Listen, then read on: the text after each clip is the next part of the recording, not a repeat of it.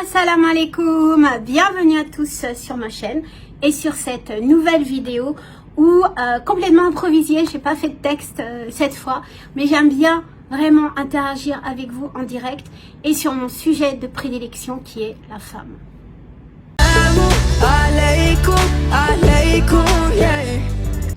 Alors, la femme en islam, ou pas forcément en islam, mais je veux dire qu'on souvent, alors on entend surtout en France malheureusement, cette polémique sur la femme soumise, sur le rôle de la femme, et il y a de plus en plus, je ne sais pas si vous avez remarqué, mais des femmes qui retirent le voile, et qui s'est marqué, voilà, liberté pour Madame Machin.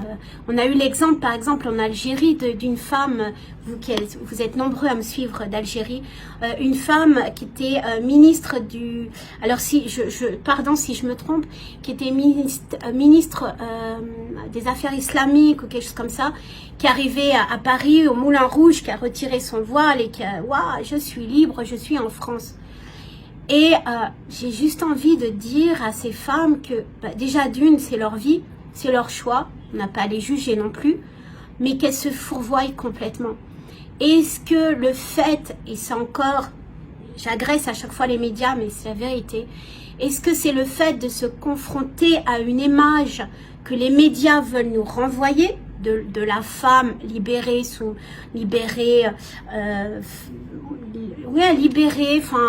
la femme free, quoi, et donc forcément performante, hein, parce qu'il y a cet amalgame dans l'esprit aussi des gens qu'on forge bien. Le fait qu'une femme soit libre, ça veut dire qu'elle ne porte pas le voile, ça veut dire encore moins qu'elle va obéir à son mari. Ça, c'est complètement c'est pas du tout un concept normal. Et du coup, elle va être beaucoup plus performante dans son travail.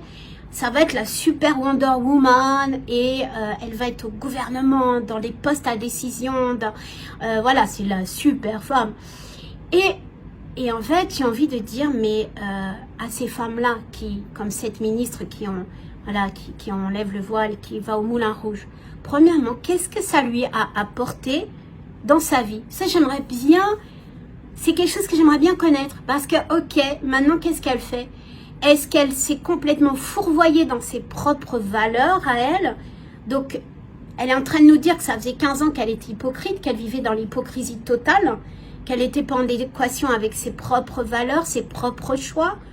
Bon, certes, maintenant, elle est avec ses propres valeurs. Est-ce qu'elle est plus heureuse? Qu'est-ce que ça lui a apporté? Qu'est-ce que ça lui a donné? Et j'ai envie de dire aussi à toutes ces femmes qui regardent, ces jeunes filles surtout, qui regardent ça et qui se disent « Waouh, mais c'est vrai que le fait d'être française, le fait de ne pas avoir de voile, parce que le voile, même mon turban, met une chape comme ça sur notre intelligence, on le sait, hein. Et est-ce que ça, ce fait-là, donc les jeunes filles qui regardent ça disent, ouais, le fait d'enlever ça, ça nous permet d'accéder à des super postes, à un super pouvoir. Vraiment, j'ai envie de vous dire, mes sœurs, le pouvoir, le vrai pouvoir que vous avez, il est ici et il est ici. C'est votre foi, c'est premièrement votre amour en Dieu, la première des choses. C'est ça votre vrai pouvoir. Et si vous avez cet amour, si vous êtes convaincu, vous avez la force et vous savez vos valeurs. Et vous n'allez pas vous laisser baratiner par un gouvernement. Alors je prends par exemple le gouvernement français, j'ai rien contre lui, mais puisqu'on en parle, qui vous prône ce superwoman, super pouvoir, sauf que quand on regarde au gouvernement, est-ce qu'il y a l'égalité? Est-ce qu'il y a une égalité homme-femme au gouvernement? Est-ce qu'au gouvernement, est-ce qu'en France, on a une égalité des femmes à la tête des plus grosses entreprises? Juste une question. Maintenant, si je regarde aux Émirats, au Qatar où je vis depuis X années, si je regarde ça, ben, je vois que j'ai des femmes pilotes de ligne, que j'ai des femmes qui sont sur les magazines Forbes dans les plus grosses fortunes parce qu'elles ont créé leur entreprise. Je vois des femmes qui sont au gouvernement et qui sont en égalité, que ça soit égalité, que ça soit au niveau des Émirats, au niveau de Oman, et je me dis, mais elles ont pourtant un foulard. Et ces femmes, et je peux vous dire, j'en rencontre beaucoup, donc des Qataris, puisque je vis au Qatar, mais avant j'ai vécu 16 ans aux Émirats Arabes Unis à Dubaï, et j'ai rencontré des locales, ce qu'on appelle des locales, des femmes émiraties, des femmes qataries. Et je peux vous dire que ces femmes-là, elles ont des super pouvoirs. Elles ont le voile, elles ont la baya, pourtant elles dirigent des sociétés à 300 personnes par exemple. Et je pense notamment, et vous pouvez vérifier, à Aïcha Al-Fardam. Et ces femmes-là donnent des conférences, etc. Mais à 17h, elles sont chez elles. Elles vont prier. Et leur mari, si leur mari dit, écoute, j'ai faim, comme tous les maris. Alors là, je ne vais pas dire les maris arabes, hein, parce que je vais me faire insulter. Mais les hommes, voilà, c'est j'ai faim, qu'est-ce qu'on mange? Eh bien, elle va faire attention à son mari. Elle va prendre soin de ses enfants et de son mari. Et je peux vous dire qu'elle a quitté la conférence pour s'occuper de sa famille parce que c'était l'heure de passer à autre chose. C'est pas parce qu'elle est en carrière qu'elle a réussi qu'elle oublie ses devoirs. Alors je vais faire hurler les féministes, mais ses devoirs de femme. Et pourquoi ça serait quelque chose de mal? Et pourquoi c'est absolument mal vu ce fait de renier complètement les devoirs des femmes? Alors, ce qui est marrant, c'est que les devoirs des hommes sont toujours là. Hein. Ouais, il n'a pas vidé la poubelle, il me paye pas la pension alimentaire, il travaille pas, c'est un feignant. C'est son devoir, on est d'accord. Mais alors pourquoi vous, mesdames, et vous savez que je vous aime et que je vous attaque pas, mais que pourquoi vous oubliez vos propres valeurs en tant que femme? Pourquoi le fait de ne pas satisfaire votre mari, alors attention, que ce soit en accord avec votre religion, hein, on est bien d'accord. Mais en quoi ça va? Oui, ça blesse votre ego, mais c'est votre devoir en tant que femme musulmane. Et il y a un conflit comme ça, que bien sûr les médias et vraiment à essence, hein, puisque ça aide. Il y a eu l'explosion comme ça dans les années 60-70, en tout cas en France, l'explosion du féminisme. Mais il y a juste à regarder qui a instauré ce féministe.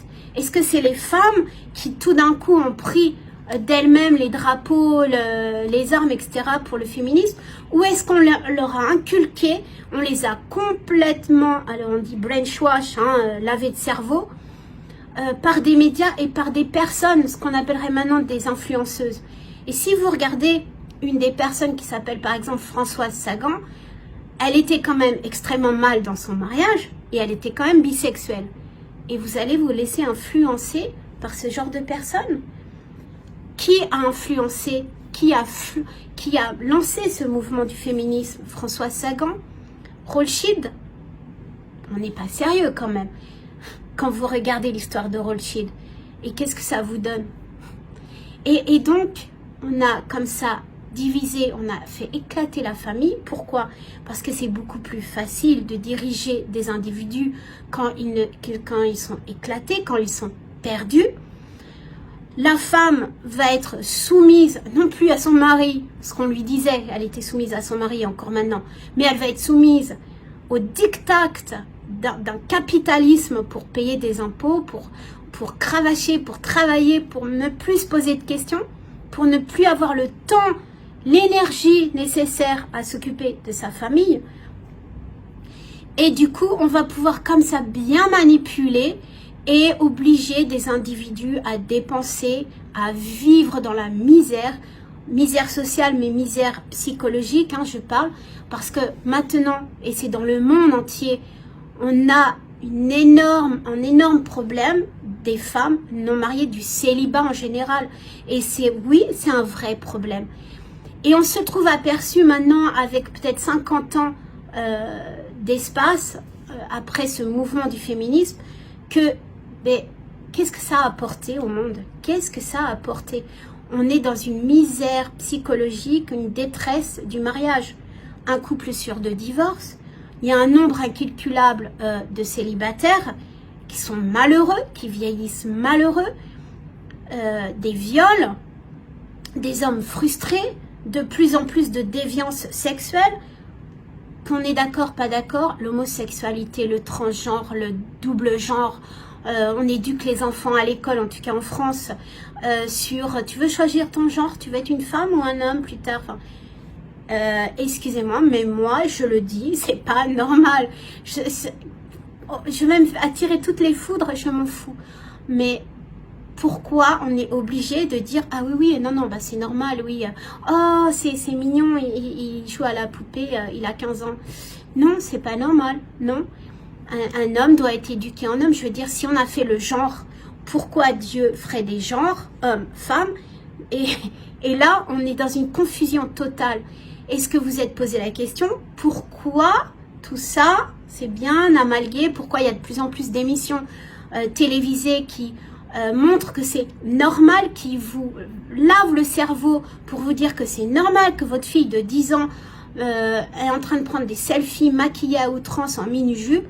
Ouais, mais elle est cool, elle est dans son temps, et puis c'est juste pour Snapchat. C'est pas pour Snapchat. Je vois des choses catastrophiques, mes sœurs. Je vois des femmes voilées qui sont musulmanes, qui sont voilées, et la petite de 12 ans à côté d'elle, dans une tenue abominable avec du rouge à lèvres en public. Enfin, et elle est contente et elle poste ça sur Facebook, ma fille chérie. Mais est-ce que vous vous rendez compte de ce que vous êtes en train de faire? Et c'est pas du super pouvoir. Vous êtes en train de subir le diktat du capitalisme. Vous êtes en train de subir ce qu'on a essayé de vous inculquer, et à vos mères aussi. Et est-ce que vous êtes vraiment heureuse? Est-ce que je suis plus malheureuse maintenant en portant le turban, le voile, peu importe, que quand j'étais sans, et je peux vous dire, je suis une Française 100% pur jus. Est-ce que je suis plus heureuse? Je suis plus respectée. Je suis beaucoup plus respectée. Est-ce que c'est le fait de porter ou c'est le fait que ça m'a renforcé ma foi et mes valeurs? C'est pas le fait de porter le voile, c'est le fait que ça a renforcé ma foi, ça a renforcé mes valeurs. Je suis encore plus sûre de moi et je ne laisserai absolument personne, bon, je vieillis aussi, mais je laisserai absolument personne aller à l'encontre de mes valeurs. Vous n'êtes pas d'accord, vous m'insultez, next, j'ai même pas à discuter avec vous. Pourquoi faire? Je vais perdre mon temps, mon énergie, next.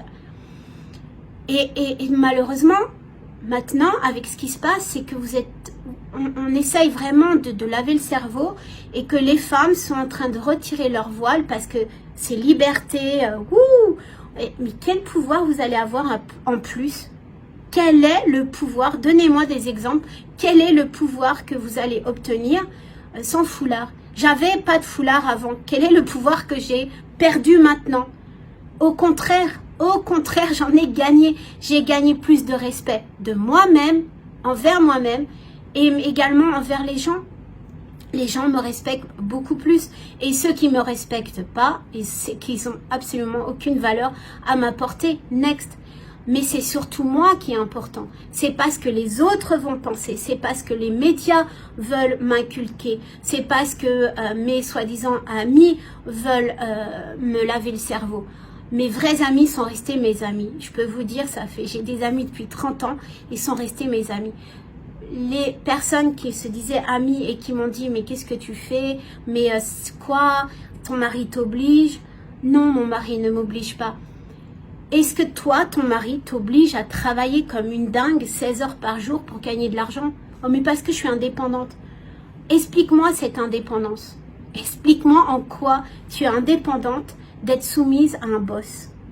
Honnêtement, moi, personnellement, bon, j'étais avant, j'ai toujours été coach, j'étais coach avant de connaître mon mari, mais si mon mari, alors il m'interdit absolument pas de travailler dehors, mais s'il m'avait dit stop tout et je pourvois à tout, intellectuellement, et c'est ma passion d'être coach, ça m'aurait manqué, mais j'aurais fait autrement. Pourquoi? Parce que il y a quand même plus de valeur dans l'amour, dans l'intention, dans l'importance que mon mari va m'apporter, que le regard extérieur, qu'un boss, que même de l'argent. L'argent, ça va, ça vient. Et donc, il y a un moment donné, pourquoi, et ça, je crois qu'on ne se pose pas assez la question, pourquoi c'est mal En quoi ça serait mal? Quel est le dieu capitalisme à ce moment-là qui vous dit que, oh oui, non, mais tu obéis à ton mari? Mais attends, on est en 2021 là, allô? Et allô quoi? Qu'est-ce que ça va m'apporter de ne pas lui obéir? Est-ce que je vais me sentir plus libre? Ah oui, super. Allez, mon mari, je lui dis merde, demain je vais en boîte de nuit et wouh, je suis une femme libérée, je retire mon voile, je commence à fumer, à boire. Ok, qu'est-ce que ça m'apporte? Quelle est la liberté que de faire ça, ça m'apporte? Je l'ai fait. Je suis encore une fois française de souche. J'étais jeune, même moins jeune. Je vivais à Dubaï, boîte de nuit, amis, hommes ou femmes, fêtes. Bon, j'ai jamais bu d'alcool ni fumé, mais j'aurais pu. Et wouh! Et en fait, en 16 ans d'existence à Dubaï, alors j'ai pas été tout le temps dans les fêtes, etc., mais j'ai perdu beaucoup d'argent, j'ai pas eu de vrais amis. Est-ce que j'ai fait grandir ma foi? Non. Qu'est-ce que ça m'a apporté? Qu'est-ce que ça m'a apporté ces années-là? Alors pour moi, parce que je suis coach et j'en ai fait un vrai pouvoir d'apprentissage. Et qu'à un moment donné, je me suis dit stop, c'est pas ça, c'est pas mes valeurs, c'est pas ce que je veux. Et en arrivant au Qatar, je suis pas la promo du Qatar, hein, je touche rien, mais Qatar qui est beaucoup plus respectueux, beaucoup plus religieux, j'ai pu vraiment me dire ok, qu'est-ce que le fait d'aller en boîte de nuit, qu'est-ce que le fait de pas me voiler, qu'est-ce que le fait d'avoir des amis hommes m'apporte? Est-ce que c'est un vrai plus ou finalement c'est pas si ça m'apporte pas cette confiance, cet amour, cette sérénité, cette joie? Ok, c'est une soumission, je l'assume. Et ça m'apporte beaucoup d'amour. Et mon mari prend soin de moi. Mon mari fait attention où je vais. Pourquoi? Parce qu'il m'aime. Si votre mari fait attention, vous appelle, vous demande de savoir où est-ce que vous allez, etc. Est-ce que c'est, alors on appelle du pervers narcissique et il est trop possessif? Vous êtes jamais dit que c'est peut-être de l'amour qu'il a pour vous? C'est l'amour, l'attention, il fait attention, il sait ce que les autres hommes ont dans la tête. Et je peux vous dire, j'ai mis beaucoup de temps pour comprendre ça. Mais les hommes sont pas forcément, c'est pas forcément des anges. Et si votre mari vous demande des choses, c'est qu'il connaît ce mindset. La même chose pour la femme, hein. La même chose pour la femme. Mon mari est assez naïf et je lui dis, mais celle-là, à mon avis, elle veut pas que des renseignements. Et c'est un regard, on en discute. Mais le fait d'être soumise, et c'est surtout ce terme, soumise, on veut vraiment vous culpabiliser en vous disant que vous êtes soumise. C'est quelque chose de mal. Par contre, si vous vous déguisez demain en homme, en drag queen, que vous faites violer dans la rue parce que vous êtes à 3 h du matin en mini-jupe dehors, bah ouais, mais on est au 20e siècle, hein. C'est normal. Ok. Mais ok, d'accord, j'accepte votre point de vue. Mais je veux juste savoir, qu'est-ce que ça vous apporte dans votre vie? Pourquoi vous êtes obligé de boire de l'alcool pour penser à autre chose? Pourquoi vous êtes obligé de peut-être prendre des drogues dures? Pourquoi vous êtes en train de pleurer seul chez vous? Toute cette liberté, toute cette brainwash, tout ce lavage de cerveau, c'est ça que ça vous a apporté? Parce que moi, ok, je suis voilée, ok, je suis musulmane, ok, je suis soumise. Mais ça m'apporte de l'amour, ça m'apporte la paix, ça m'apporte un confort de vie, une tranquillité d'esprit. Ça veut pas dire que j'ai pas des ennuis, hein. Ça veut pas dire qu'en fin de mois, je pleure pas. Non, pas que je pleure, mais ça veut pas dire qu'en fin de mois, j'ai des soucis d'argent ou de travail ou de relations clientèle ou je sais pas quoi. Mais je suis confiante, je sais que c'est que du passage, que ça va s'améliorer. Inch'Allah, ça va être mieux demain parce que je sais que on prend soin de moi. Et ici, en tout cas dans les pays musulmans, en tout cas au Qatar, c'est beaucoup plus ce respect, ce sentiment.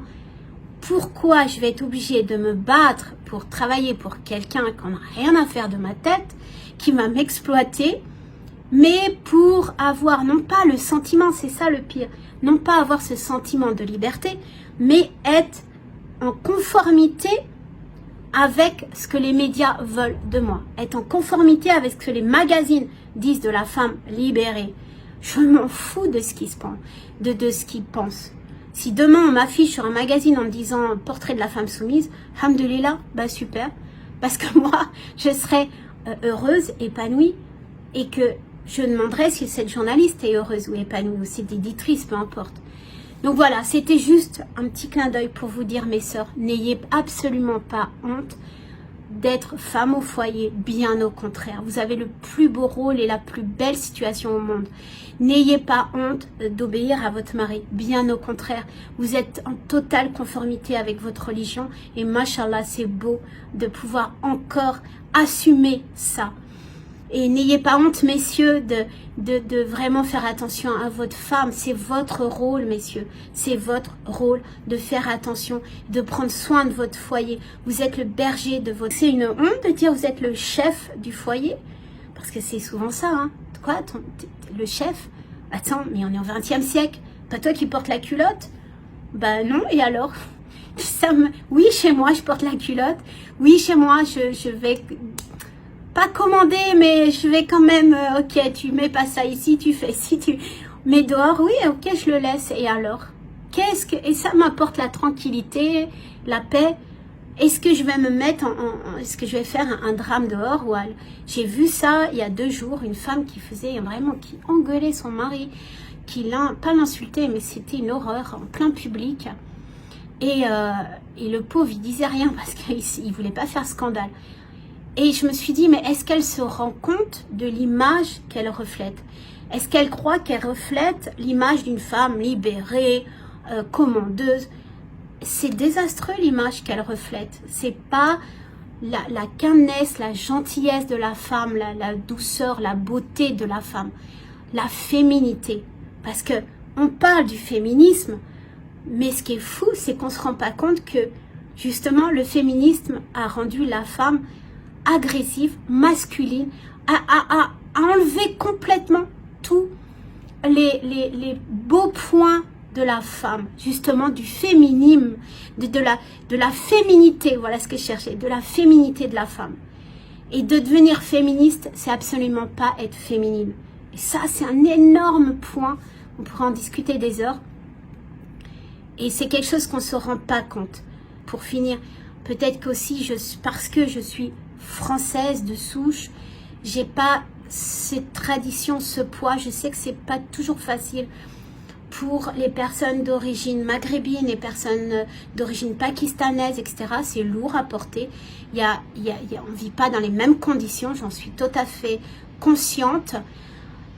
Mais j'essaie en tout cas de vous donner vraiment vos lauriers, vraiment, parce que vous êtes magnifiques et que vous méritez vraiment le respect et non pas le dénigrement. Voilà, en tout cas, c'est ce que je voulais vous dire. Je vous souhaite vraiment une très belle journée pour cette fin de vidéo. N'hésitez pas, commentez, partagez la vidéo, partagez la chaîne, invitez vos amis et surtout, mais faites-moi part des sujets que vous aimeriez que j'aborde, surtout sur la femme, et avec grand plaisir. Et vous, messieurs, vous êtes bien sûr aussi invités à me poser pas à poser des questions, mais à me dire quel genre de sujet vous aimeriez que j'aborde. Voilà, je vous dis à très très vite pour une prochaine vidéo. Ciao, ciao.